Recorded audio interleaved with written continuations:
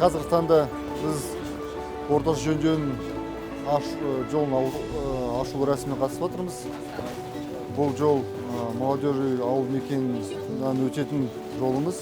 Бүгін таңда 26 шақырым тапсырып отырмыз, бірақ жалпы президент тапсырмасына сәйкес Қазақстанда 5000 көлемінде орташа жөндеумен қамтылды. Жұмыстар биылға 5000-1,5 мың тапсыруға тырысып жатырмыз.